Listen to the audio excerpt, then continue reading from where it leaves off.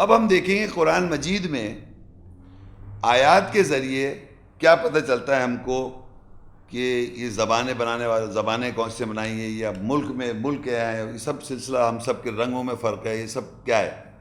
تو اس سلسلے میں سب سے پہلے آپ دیکھیے سورہ الحجرات سورت ہے، اس کی 49 سورت اور 13 آیت.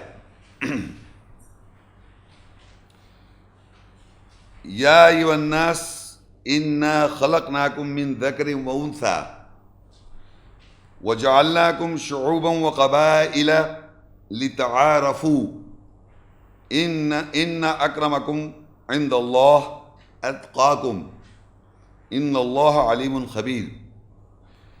اے انسانوں، بے شک ہم نے تم سب کو ایک مذکر اور ایک مؤنث سے پیدا کیا، تخلیق کیا، اور ہم نے تم سب کو شعبوں میں اور قبیلوں میں بنا دیا تاکہ تم ایک دوسرے کی پہچان کرو. بے شک اللہ کے نزدیک زیادہ کرم والا اکرم یعنی زیادہ کرم والا وہ ہے جو تم میں سے زیادہ تقوی حفاظت کرنے والا ہے. بے شک اللہ علم رکھنے والا، خبر رکھنے والا ہے. اب اس آیت میں آپ دیکھیے اللہ تعالیٰ یہ آیات میں بیان کر رہے ہیں کہ بے شک ہم نے انسان، جتنے بھی انسان ہیں دنیا میں، ان سب کو ایک مذکر اور ایک مؤنث سے بنایا. جب میں مذکر مؤنث کہوں تو آپ کے ذہن میں مرد عورت نہیں آنا چاہیے. مذکر کے معنی میل اور مؤنث کے معنی فیمیل. یہ جو میل اور آپ دیکھیں الیکٹریسٹی میں بھی ایک میل اور فیمیل ہوتا ہے. ہر شے میں میل اور فیمیل ہے، ہر شے میں. تو مرد عورت کی بات نہیں کہہ رہا اللہ تعالیٰ، وہ رجال کہتے ہیں مرد کو اور نساء کہتے ہیں عورت کو. تو اللہ یہ نہیں کہہ رہا میں اللہ تعالیٰ نے ایک رجال، ایک مرد سے اور ایک عورت سے بنایا، کیونکہ اگر ایک مرد عورت سے ہم سب پیدا ہو جائیں گے تو ہم سب بہن بھائی ہو جائیں گے، اور جب ہم سب بہن بھائی ہو جائیں گے تو پھر معاملہ آگے کیسے ہوگا؟ سب بہن بھائی تو شادی نہیں کر سکتے، حرام ہے. تو لہٰذا قرآن میں کوئی ایسی بات نہیں لکھی ہوتی جس سے کہ آپ کیچ کر سکیں. تو یہاں پہ اللہ تعالیٰ کہہ رہا ہے اے انسانوں، ہم نے تم سب کو مذکر میل کے اندر، جو ہمارا اسپرمٹوزواز ہیں جو ہوتے ہیں مرد کے، اس میں میل فیمیل ہوتا ہے، ایکس اینڈ وائی کروموزوم. تو ڈیٹیل میں آپ چلے جائیں، ہر چیز میں مذکر مؤنث ملے گا آپ کو. تو اس کا یہ مقصد نہیں ہے کہ وہ مرد عورت. تو یہ لگا ہم سب نے تم کو ایک مذکر اور ایک مؤنث سے بنایا. صحیح ہے صاحب. اب جو بات سمجھنے کی آپ کو آگے ہے، وَجَعَلْنَاكُمْ شُعُوبًا، اور ہم نے تم سب کو شعبوں میں ڈیوائیڈ کر دیا. شعبوں میں، ایک شعبہ دوسرا شعبہ، جیسے شعبے ہوتے ہیں بہت سارے شعبوں میں. تو اب آپ یہ دیکھیے شعبوں میں اس کے جو آپ اس کی ایکسپلینیٹری میننگ دیکھیں گے وہ یہ ہے کہ جس میں لکھا ہے، میں نے یہاں بریکٹ میں لکھا ہوا ہے، یعنی وہ لوگ جو ایک ہی ملک میں رہتے ہوں اور ایک زبان بولتے ہوں. یعنی جیسے اب آپ یہ دیکھیے شعبہ ایک پاکستان ہو گیا، ایک شعبہ انڈیا ہے، ایک شعبہ چائنا ہے، ایک شعبہ امریکہ ہے، ایک شعبہ فرانس ہے. تو اس کے اندر جو لوگ ہیں وہ ایک کنٹری، ایک لینڈ سے، یعنی زمین کے حصے کے ساتھ وہ ڈیوائیڈڈ ہیں اور ایک زبان بولتے ہیں. یہ کہلاتا ہے شعبہ. اس میں یہ ڈیفائن نہیں ہے کہ کلر کیا ہے اس کا، یعنی رنگ، اور اس کا طور طریقے کیا ہے. نہیں، یہ جیسے پاکستان جب آپ کہیں گے تو پاکستان ایک ملک ہے جس کی زبان جو ہے اردو ہے. لیکن اب اس کو آپ فردر ڈیوائیڈ کر دیں اگر، تو آپ کا سندھ آ جائے گا، وہ بھی ایک شعبہ بن جائے گا. تو سندھ میں سندھی آ جائے گی، زبان پھر ایک ہو جائے گی. پھر وہ بلوچستان میں بلوچی آ جائے گی. تو شعبے جب بھی آپ کریں گے تو اس کا مطلب ایک زبان والے لوگ ایک علاقے کے، اس کو شعبہ کہتے ہیں. اب آئیے آگے لکھا ہے وہ قبائل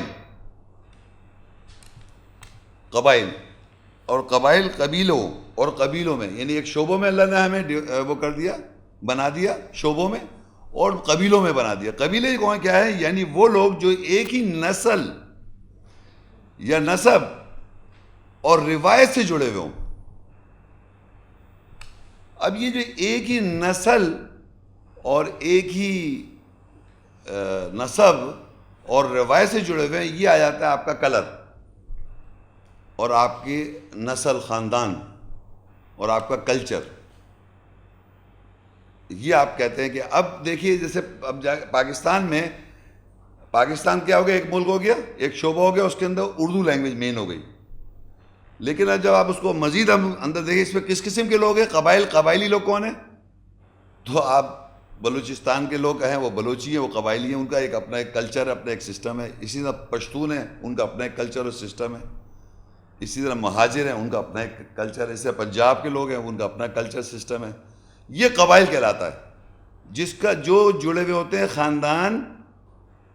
اس میں زبان بھی ہوتی ہے, مان لیا زبان بھی ہوتی ہے, لیکن وہ خاص قبائل کے علاقے گئے. اب دیکھ اوور پاکستان میں تو اردو ہو گئی, لیکن ایک قبائل اندر آپ دیکھیں گے تو اس کے اندر مختلف آ جائیں گے. اس میں رنگ آ جاتا ہے, اس میں اس کا اپنا کلچر آ جاتا ہے, اس میں نسل اور نسب آ جاتی ہے, اور روایتیں.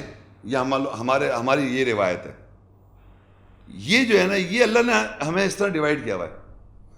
اور کسی بھی شخص کو, چاہے مرد ہو یا عورت, اس بات پر فخر کرنا کہ میں اس قبائل کا ہوں, یا اپنے کو کمپلیکس کرنا یا اپنے آپ کو نیچے گرا دینا کہ میں اس قبائل کا ہوں, یہ جو ہے نا غلط ہے. کیوں اللہ نے یہ جو آیت ہے, وَجَعَلْنَاكُمْ, ہم نے بنایا تم سب کو شعوب و قبائل. تو نہ آپ فخر مطلب کر سکتے ہیں کہ آپ اس قبیلے کے ہیں, نہ آپ کو کوئی کمپلیکس ہونا چاہیے کہ آپ اس قبیلے کے ہیں, نہ اس زبان پہ کمپلیکس ہونا چاہیے, نہ لینگویج پہ, زبان پہ, نہ رنگ پہ, نہ آپ کے سسٹم اور کلچر کے. کیونکہ اللہ نے کہہ دیا ہم نے بنا رکھا ہے وَجَعَلْنَاكُمْ شُعُوبًا وَقَبَائِلَ لِتَعَارَفُوا, تاکہ تم ایک دوسرے کی پہچان کرو کہ ان کا قبیلہ فلانا قبیلہ یہ ہے, یہ اس شعبے سے, ملک سے تعلق ان کا, یہ یہاں یہ زبان بولی جاتی ہے, ان کا رہن سہن ایسا ہے, نسل نسب ایک دوسری آپ پہچان کریں, بجائے اس کے کہ آپ ایک دوسرے کو ذلیل کریں یا کمپلیکس. یہ بات شہر سے لے کے آپ پورے ملک ٹو ملک ورلڈ میں چلے جائے, پوری دنیا میں پھیلا لے اس طرح. آگے اللہ کہتا ہے ان اکرمکم عند اللہ, اللہ کے نزدیک سب سے زیادہ اکرم کرم والا وہ ہے جو اتقاکم, جو تم میں سب سے زیادہ تقوی رکھتا ہو. اور تقوی جو ہے نا, تقوی کا مطلب ہوتا ہے اپنے نفسیات کی حفاظت کرنا اللہ کی آیت سے.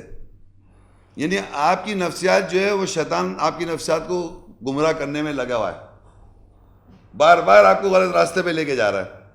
تو اتقاکم, تقوی والا وہ شخص ہے جو اللہ کی آیت سے اپنے آپ کو تقوی اختیار کرتا ہے, حفاظت کرتا ہے, یہ تقوی والا آدمی ہے. تو اللہ کہ تم میں سے, یعنی آپ کسی بھی قبائل سے ہوں, کسی بھی قبیلے سے ہوں, کسی بھی شعبے سے ہوں, کسی بھی ملک سے ہوں, کہیں سے بھی ہوں, لیکن آپ کی پہچان سب سے اللہ کے نزدیک وہ زیادہ قربت والا وہ آدمی ہے جس کا سب سے اچھا تقوی ہے. یہ سارے شعوب یعنی شعبے اور زبانیں اور رنگ اس کی کوئی اہمیت نہیں ہے, بنا دیے تاکہ ایک دوسری کی پہچان کریں آپ. یہ اللہ تعالیٰ کی نشانیاں ہیں. آگے لکھ دیں ان اللہ علیم خبیر, بے شک اللہ تعالیٰ علم رکھنے والا, خبر رکھنے والا ہے. اچھا, اب دوسری جو آیت ہے سورہ روم, 30 سورت ہے اور اس کی 22 آیت, 30 اس کی 22 آیت. وَمِنْ آيَاتِ خَلْقُ السَّمَاوَاتِ وَالْأَرْضِ وَاخْتِلَافُ أَلْسِنَتِكُمْ وَأَلْوَانِكُمْ إِنَّ فِي ذَلِكَ لَآيَاتٍ لِلْعَالِمِينَ. اور اس کی آیات نشانیوں میں سے ہے آسمانوں اور زمینوں کی تخلیق کرنا اور تمہاری زبانوں کا اور تمہاری رنگوں کا مختلف ہونا. بے شک اس میں آیات ہیں, نشانیاں علم رکھنے والوں کے لیے. اب اس آیت میں اللہ کہہ رہا ہم نے آسمانوں اور زمینوں کی تخلیق کری, اور جو خاص بات ہے وہ ہے اور تمہاری مختلف زبانیں اور یہ مختلف رنگ جو ہیں, یہ اللہ کی آیات ہیں. تو اس کے معنی جو ہم پیچھے پڑھ کے آئے تھے, اس میں یہاں اور بھی وضاحت اللہ نے کر دی. یہ جو تمہارا رنگ ہے, اب رنگ کتنے ہیں, ایک تو ہوتے بالکل گورے لوگ اور ایک ہوتے بالکل کالے لوگ, جسے گورا اور کالا کہتے ہیں,